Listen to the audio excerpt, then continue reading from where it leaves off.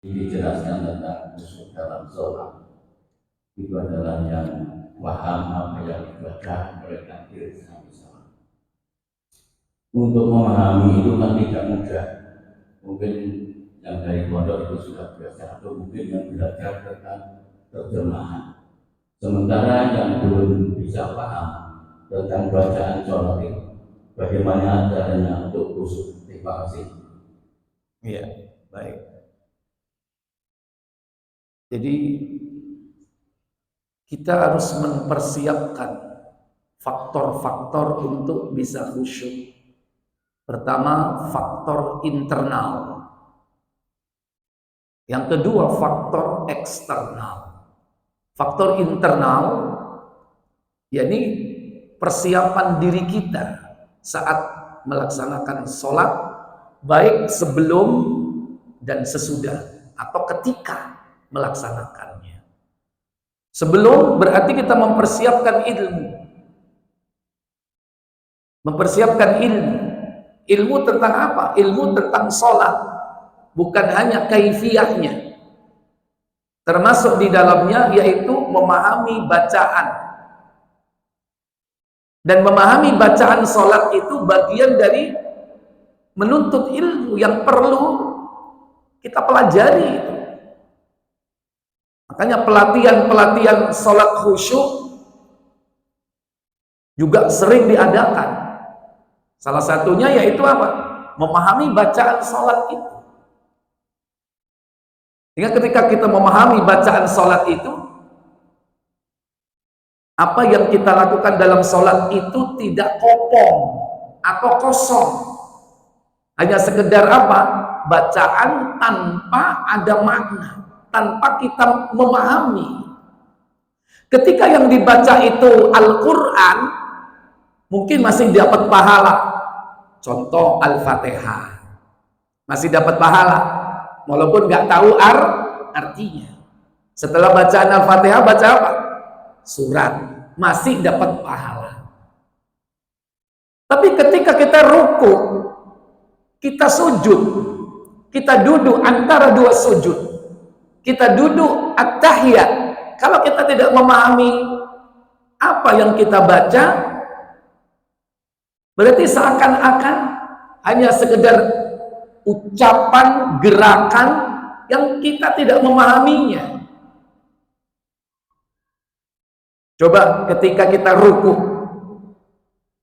apa yang kita ucapkan? Setelah Allahu Akbar ruku, apa yang kita ucapkan? Doa paling sederhana apa? Subhana Rabbiyal Azim. Nah, kita harus paham apa makna kalimat yang kita ucapkan itu. Subhana, maha suci engkau wahai Allah, Rabbiyal Azim, Rabbku yang maha agung. Kan gampang menghafalnya kan?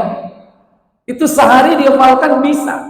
Atau seandainya tidak cukup sehari, buat pelatihan untuk menghafalkan doa-doa sholat. Nanti dites. Ayo mulai dari pertama. Allahu Akbar. Apa arti ini? Nah, iku ro kabeh. Dan kita harus memahami bukan hanya artinya, memahami maknanya. Apa? Allahu Akbar. Allah Maha Besar. Artinya yang lain itu apa? Kecil. Bisnismu kecil apa enggak? Kecil. Loh ngono itu loh kok iso sampai nunda sholat. Padahal kecil. Seandainya dia bekerja sehari dapat 1 miliar, mungkin gara-gara dia pas waktu adzan duhur dia segera sholat, kemudian gagal tidak mendapatkan 1 miliar, rugi atau tidak? Halo?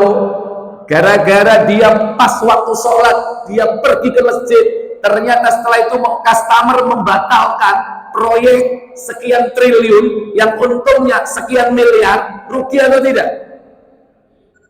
Oh, dasar sampean ini. Sik kedunyan.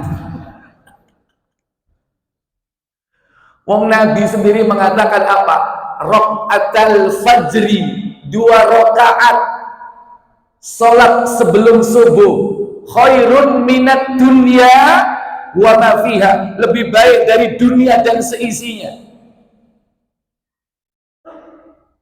Kira-kira dunia dan seisinya ini piro regane, Pak? Saka sing iso naksir regane donya saisiye. Ada yang bisa. Siapa yang bisa menilai berapa triliun? Setelah triliun apa? Apa? Biliun. Setelah biliun apa? Mihun. Sudah tidak terdefinisikan karena belum ada orang yang punya sebesar itu.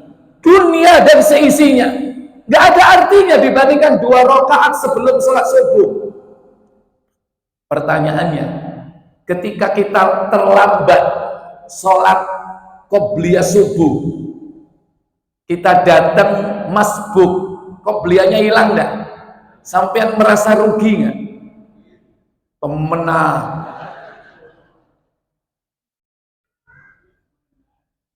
Nggak ada rasa ruginya kita sama sekali. Hilang padahal dunia dan seisinya. Tapi gara-gara sholat duhur dijadikan kambing hitam. Kenapa dijadikan kambing hitam? Gara-gara sholat duhur bisnis miliaran hilang. Waduh, langsung sepaneng, nangis, apa meneh? Stres. Padahal dengan untungnya itu sudah punya rencana ini, Gatot, gagal. Loh ini, Pak.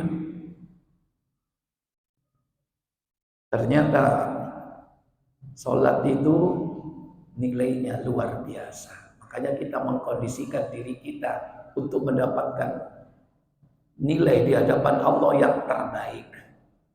Semua kita aktifkan potensi diri kita. Secara internal, belajar tentang ilmu sholat, memahami bacaannya, mengerti makna yang terkandung di dalamnya, bahwa Allah itu maha besar, selain darinya kecil semua. Urusan rumah tanggamu, urusan kantormu, tinggalkan semua. Allah maha besar. Itu baru takbir, Pak. Belum nanti iftitahnya, belum nanti al-fatihahnya, semua harus dipahami supaya apa? Khusyuk internal. Eksternal dikondisikan. Apa eksternal? Pertama, indera ini agar jangan terganggu. Pertama apa? Mata. Kedua, telinga. Ketiga, bau. Mata. Ada yang menyebabkan orang sholat gak khusyuk karena sebab mata. Contoh, kita sholat di depannya ada sesuatu yang mengganggu, bisa khusyuk gak? Sekarang masjid itu kadang-kadang, maaf, dindingnya itu bisa dibuat kaca. Oh ya, contoh ini. Ini bisa mengganggu khusyuk kalau orang itu tidak melatih diri dan jiwanya. Apalagi mindsetnya udah keliru bahwa sholat gugur kewajiban. Kadang-kadang ini masih mending, Pak, ada yang hitam. Tambah cetho itu kocornya. Allahu Akbar. Delok. Aku rek. Itu aneh, rada miring. Ngoco, Pak, ngarep. Itu mengganggu kekhusyuan mata. Dua, telinga. Apa? Makanya di masjid sampean senengane sholat nang di omah tonggomu hobi nyetel dan dangdut. Allahu Akbar wayahe sholat. Terus dangdutan mengganggu nggak? Musik, telinga. Ini eksternal, kondisikan. Wah, tonggoku koyok ngene, aku tak pasang perdamai. Mosok isu-isu sholat duha. Nah, sholat duha kan yang omah. Kalau sholat fardu di masjid, sholat duha, isu-isu, house musik. 3, penciuman. Masjid sebelah tempat sampah. Ono enggak? Dikondisikan gimana supaya baunya harum, wangi, nek perlu disemprot.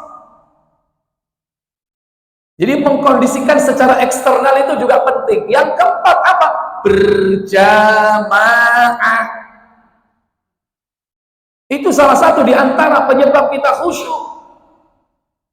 Kenapa? Kalau berjamaah kita rapat, setan bakal peluang untuk menggoda.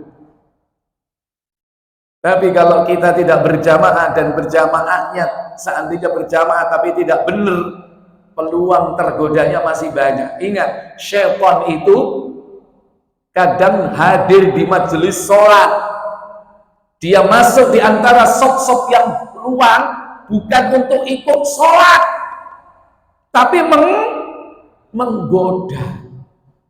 Sholat ini paling dibenci oleh syaitan karena ada rukuk dan sujudnya. Sementara bapak moyangnya iblis disuruh sujud, dia menolak. Makanya ketika melihat manusia tersungkur sujud, setan menangis. Aku diperintah sujud, aku menolak. Tapi manusia diperintah sujud, mereka bersujud, menangis setan. Baik sujud itu dalam sholat, sujud termasuk sujud syukur dan sujud tilawah. Pokoknya lihat manusia sujud, mereka menangis. Makanya setan tidak pernah berhenti untuk menggoda manusia. Jadi kondisikan secara internal diri kita. Yang kedua, secara eksternal lingkungan di sekitar kita. Bagaimana supaya kita bisa khusyuk sholatnya sehingga membawa bekas dalam hidup kita. Apa di antara dampak positif orang kalau sholat khusyuk? Berlakulah firman Allah dalam surah Al-Ankabut ayat yang ke-45, surat 29 ayat 45. Apa? Aqimis shalah, tegakkanlah salat. Inna salata tanha 'anil fahsya'i wal munkar. Sesungguhnya salat itu dapat mencegah dari perbuatan keji dan mungkar. Contoh keji apa? Zina. Contoh mungkar apa? Khomer. Tapi ini anak wong rajin sholat, tapi gendaan terus, berarti yang perlu dikoreksi awalnya sholatnya. Lu wong iku sholat lu. Begitu dilihat sholatnya, oh ya ngono sholatnya modeli. Allahu Akbar. Allahu Akbar. Gak akan membekas dalam hidupnya. Makanya apa? STMJ. Apa STMJ? Sholat terus, maksiat jalan. Sholat terus, maksiat jalan. Sholat rajin, maksiat juga rajin. Gara-gara sholatnya tidak membawa dampak positif dalam hidupnya karena tidak khusyuk dalam sholatnya. Wallahu a'lam. Saya pikir cukup, kita tutup kafarat majelis. Subhanakallahumma wa bihamdik, asyhadu an la ilaha illa anta, astaghfiruka wa atubu ilaik. Wassalamualaikum warahmatullahi wabarakatuh.